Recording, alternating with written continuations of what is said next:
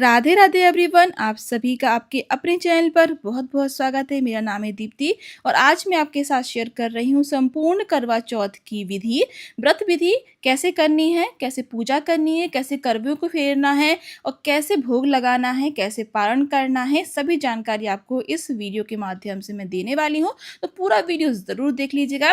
देखिए, जो व्रत होता है, सुहागन स्त्रियाँ अपने पति की दीर्घायु के लिए, अच्छे भविष्य के लिए, अच्छे स्वास्थ्य के लिए निर्जल उपवास रखती हैं। सुबह संकल्प लेकर ये जो पूजा होती है वो गोधूली बेला में या फिर प्रदोष काल में की जाती है। उसके बाद चंद्र पूजन करने के बाद, पति का पूजन करने के बाद ही पारण किया जाता है। तो देखिए, आपको सजना संवरना बहुत जरूरी है। इस व्रत में 16 श्रृंगार कर कर ये पूजा की जाती है।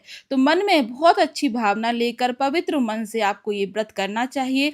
सच्चे दिल से व्रत करने से ही इसका पूर्ण फल मिलता है। तो देखिए, मेहंदी, आलता, महावर आप अच्छी तरीके से सज लें, संवर लें। एक दिन पहले ही आप मेहंदी लगा लें, इससे आपका जो कलर है बहुत ही अच्छा उभर कर आएगा। ये जो व्रत होता है वो किस तिथि पर आता है वो भी मैं आपको बता देती हूँ। ये जो व्रत होता है वो होता है कार्तिक मास की कृष्ण पक्ष की चतुर्थी तिथि को। तो चतुर्थी तिथि का मतलब होता है चौथ की पूजा, यानी कि गणेश जी की भी पूजा आपको यहाँ बहुत ही अच्छी तरीके से करना है। तो सर्वप्रथम पटा बिछा लीजिए चौक पूर का, उसके ऊपर लाल वस्त्र बिछा लीजिए। माता करवा की कोई मूर्ति या फिर आपके पास फोटो हो उसको स्थापित कर लीजिए। फिर आपको यहाँ कलश की स्थापना करनी है। अगर आपको साधारण तरीके से पूजा करनी है तो उसका वीडियो मैंने चैनल पर डाल दिया है, आप वो भी देख सकते हैं। पर व्यवस्थित तरीके से अगर आप करना चाहते हैं तो उसमें कलश की स्थापना करना अनिवार्य होता है। तो आपको यहाँ पर एक कोई भी पात्र ले लेना है, पीतल का, तांबे का, कांसे का, मिट्टी का, कोई भी आप ले सकते हैं। उसके अंदर आपको एक कौड़ी, एक कमलगट्टा, एक सुपारी, एक हल्दी की गांठ, थोड़ी सी रोली, थोड़े से अक्षर, थोड़ा सा सिक्का आपको उसके अंदर डाल देना है। उसके ऊपर पंच पल्लव आपको लगा देना है। मैं यहाँ आम के पत्ते इस्तेमाल कर रही हूँ, आप अशोक के पत्ते भी ले सकते हैं। इनको भी हम टीक लेंगे। इसके ऊपर पूर्ण पात्र बनाने के लिए हम एक अक्षत से भरी हुई, चावल से भरी हुई एक प्लेट या कटोरी लगा देंगे। तो मैं यहाँ पर दीप कलश बना रही हूँ। आप चाहें तो यहाँ पर श्री कलश भी बना सकते हैं, यानी कि श्रीफल जो होता है उसको भी यहाँ पर लगा सकते हैं। ध्यान रखिएगा उसका जो मुख है वो आपकी तरफ होना चाहिए।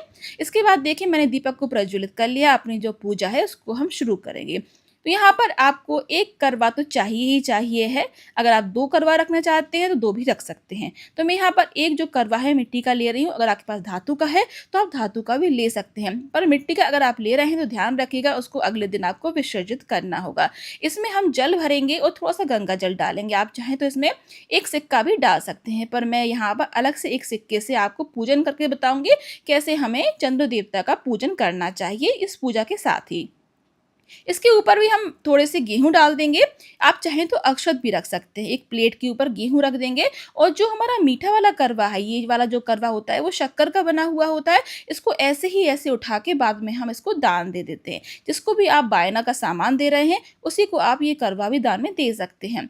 इसके अंदर मैंने बहुत सारे ड्राई फ्रूट्स डाल दिए हैं। इसके मखाने, काजू, बादाम, किशमिश ये हमने इसके अंदर डाल दिया है। अब देखिए, मैं यहाँ पर चंद्र देवता की पूजा करना आपको बता रही हूँ। एक चांदी का सिक्का लेंगे, थोड़े से अक्षत के ऊपर उसको विराजमान कर देंगे और उसका हमें पूजन करना है। आपको यहाँ पर सफ़ेद चंदन से इनका पूजन करना है। तो चंद्र देवता की पूजा इसमें हो जाएगी। फिर बाद में सिर्फ आपको अर्घ देना होगा जब चंद्र देवता उदय होंगे रात में।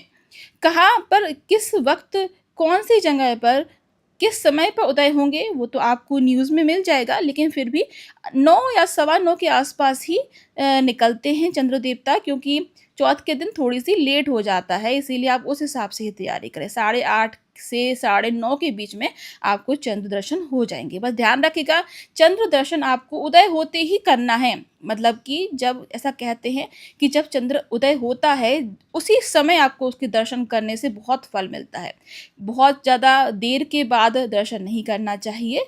इसके बाद देखिए, हम आवाहन करेंगे, हे माता करवा, हे गणपति जी, आइए हमारी पूजा को सफल बनाइए और अगर हमसे कोई भूल हो गई तो उसे माफ़ कीजिएगा। तो सर्वप्रथम हम कलश का पूजन करेंगे, गणपति जी का पूजन करेंगे, हमारे दीपक का पूजन करेंगे और जो हमारा करवा है उनको भी हम पूज देंगे। अगर आपका जो करवा है बिल्कुल साधारण सिंपल सा है, सजा हुआ नहीं है, तो आप स्वास्तिक बना सकते हैं। मेरा सजा हुआ है इसीलिए मैं सिर्फ टीक रही हूँ। तो उसमें जो चंदा, सूरज, सुहागिन स्त्रियाँ, जितनी भी चीज़ें बनी हुई हैं सभी को हम, जो पेड़ है सभी को हम यहाँ पर टीकेंगे। यहाँ पर आप ध्यान रखिएगा, रोली का इस्तेमाल ज़रूर कीजिएगा। अगर आपके नारंगी वाला सिंदूर अर्पित किया जाता है तो वो भी अर्पित ज़रूर कीजिएगा। अब माता को मैंने यहाँ पर चुनरी और कलावा अर्पित कर दिया है। आप चाहें तो पूरी पोशाक भी अर्पित कर सकते हैं।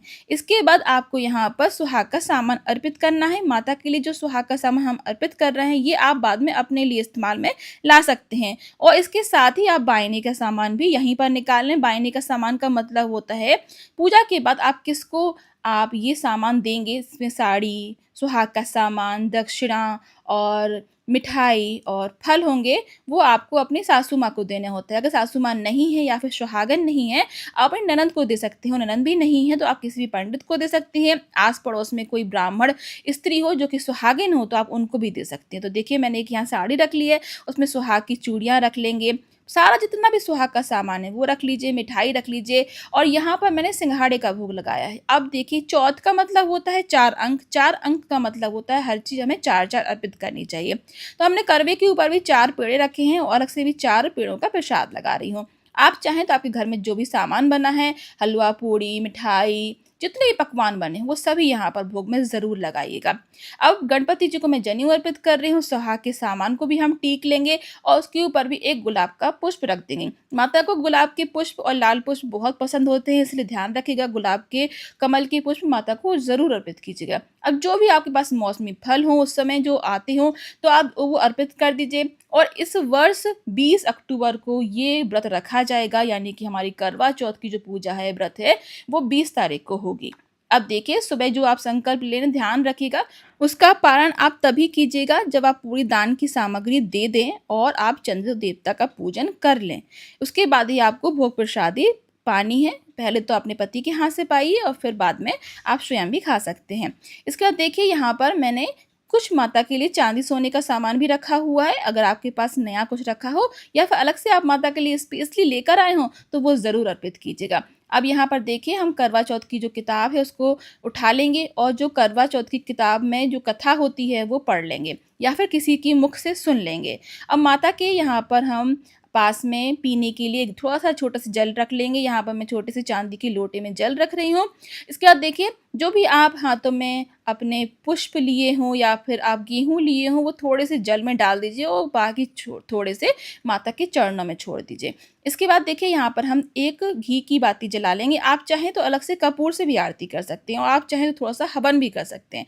अब यहाँ माता को इत्र और धूप समर्पित करेंगे हम। ये जो पूजा है ये आपको चाँद निकलने से पहले ही कर लेनी है और जब चाँद निकलेगा तो फिर चाँद देवता की पूजा करने के बाद आप ये जो पूजा है उसका समापन कर सकते हैं। उसके बाद आप पारण कर सकते हैं पतिदेव का पूजन करने के बाद। पतिदेव को भी उस दिन मिठाई और जल ज़रूर पिलाएँ और उनके चरण स्पर्श करें। आपके घर में कोई बुजुर्ग महिला हो तो उनके चरण ज़रूर छुएँ, उनके चरण स्पर्श ज़रूर करें, उनसे आशीर्वाद ज़रूर लें। अपने बड़े बुजुर्गों का आशीर्वाद ही बहुत ज़्यादा पुण्य प्राप्त करने के लिए काफ़ी होता है, इसीलिए उनका आप कभी भी दिल ना दुखाएँ, उनको हमेशा साथ में लेकर चलें। मैं हमेशा यही कोशिश करती हूँ। अब हम आरती कर लेंगे, समस्त पूजा का आचमन करेंगे। अपने साड़ी के पल्लू से आप आचमन कर दीजिए।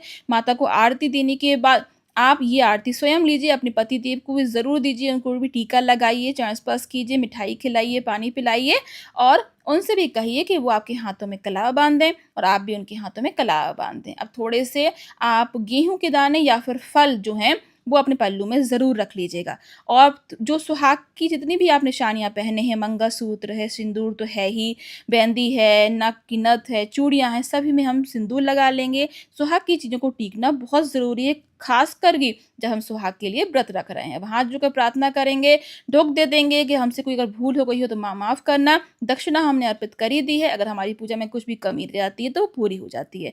आई होप कि आज का ये वीडियो आपको अच्छा लगा होगा। अगर आपको थोड़ा-सा भी अच्छा लगा हो तो प्लीज़ लाइक कीजिएगा। ज़्यादा से ज़्यादा इस वीडियो को शेयर कीजिएगा। आप कहाँ से मेरा ये वीडियो देख रहे हैं ज़रूर बताइएगा। आप सभी का बहुत-बहुत धन्यवाद।